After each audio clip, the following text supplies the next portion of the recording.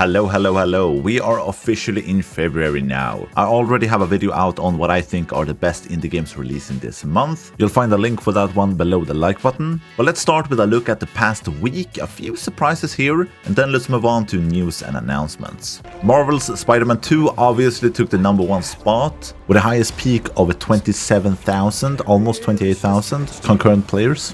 But in second place we have Foundations. It just hit 1.0. It's been in early access since 2019 and I've racked up almost 200,000 followers. And the peak player count almost reached 13,000. And this is a medieval city builder that has a grid-less foundation, so building becomes very easy and you can do almost anything. Looks very charming and cute. If you're interested in it, it's 25% off, so go grab it before that runs out if you're interested. And in third place we have Space Engineers 2 with a peak of 9,000 players. Impressive. And this looks like a comprehensive building game in space, and people seems to love it. With over 1,200 reviews, 80% of them are positive. And it seems like the game have a lot of new good features like a unified grid system, which makes it easier to build, copy and paste building mechanics, an undo and redo building feature, block construction, and a lot more. It's in early access and will stay there for quite some time,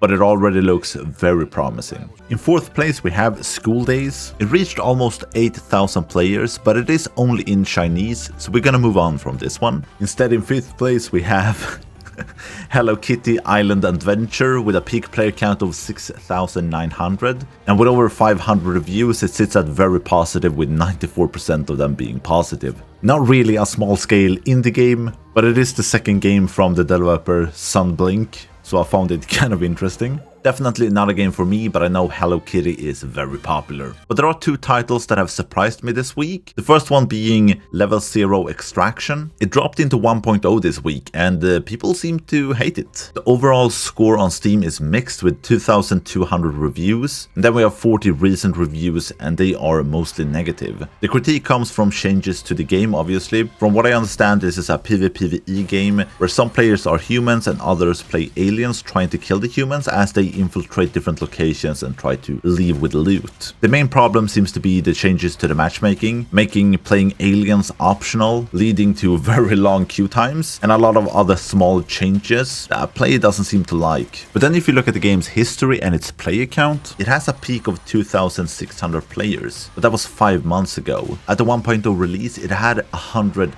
concurrent players, and it's barely maintained 100 players since back in October, so it's been a dead game for quite a long time. Eternal Strands also launched this week, and its peak player count so far is only 653 players. I really thought this game was gonna do a lot better. There are 14,000 following the game on Steam, but maybe the $40 price tag is a bit too much and a lot of people might be waiting for a sale. Of the 148 reviews on Steam, 87% of them are positive. My week personally have mostly been spent playing Lonely Mountain Snow Racers, a fun, cute little skiing game where discovery of shortcuts is key and speed to get down as fast as possible. I had a ton of fun in it, I highly recommend it. A bit pricey at 25 bucks for what it offers, so maybe wait for a sale, but it is a ton of fun. I also played the demo for Howl this week, and man, what an amazing game. I love the art style in this one. The grid-based combat with the deck building is really fun and challenging. Unfortunately, no date for the full release, but presumably this year. And then I also managed to start up one of the worst games I've played in a long time. Polaris is the name of the game, and oh boy, was this a shit show. You'll find the link for all my videos below on these games. Well, let's move on to news and announcements. What happened this week and what got announced? Probably the biggest news of the week is from No Man's Sky, showing off their new update for the game, Worlds Part 2. Our next update is called Worlds Part 2. Across the universe, we're adding billions of new solar systems and trillions of new planets. This is a free update to the game, which adds billions of new solar systems, new biomes, new terrain system, adds gas giants that are 10 times bigger than the previous biggest planets. The new tech allows oceans that can be several kilometers deep, a new lighting system is in the game, and much more. It's insane how much content they have introduced into the game since launch. And remember, the launch was 9 years ago, and it's probably one of the best comeback stories within gaming, as the launch was catastrophic. They overpromised so much, but they have really turned it around, and it's a fantastic game now for what it looks like. And I would say No Man's Sky and Final Fantasy XIV probably has some of the best comeback stories in all of gaming. But yeah, impressive. After 9 years, it's still going strong. Did you guys play Laika, Aged Through Blood?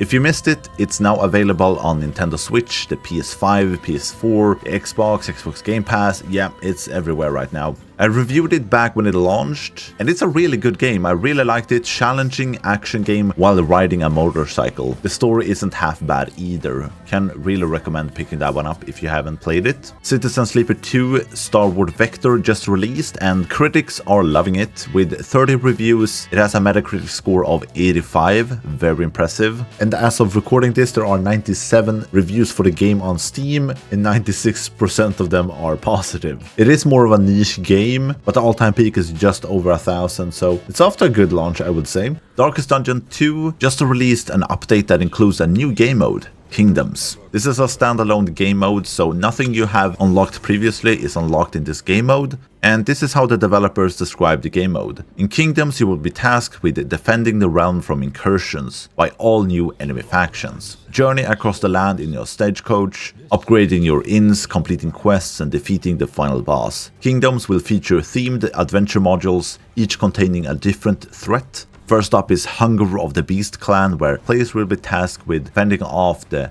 pitiless onslaught of the rotting and ravenous beastmen. And next to Kingdoms, a new DLC also launched, and it's adding content to both the standard game mode Confessions and the new game mode Kingdoms, and it will add a new mini region, the Catacombs, a high risk, high reward region, a new enemy faction unique to the Catacombs, a new playable hero. Yeah, a ton of new content for Darkest Dungeon 2. Sniper at Work was just revealed, a single player game about being a sniper. You get to plan your mission, assemble your rifle, scout out the mission area, and then of course do some sniping. I like the idea of this game, but it does look a bit rough around the edges when it comes to animation and certain gameplay features, but hopefully everything will be ironed out before release. JDM, Japanese Drift Master, released a new trailer announcing the release date. The game will be released on 26th of March, and it looks really cool. This is of course a game all about drifting, but it has sim car physics, a story mode, an open world to explore, so it seems like a robust game, and it's been a while since I played a racing game, so I'm a bit intrigued by this one.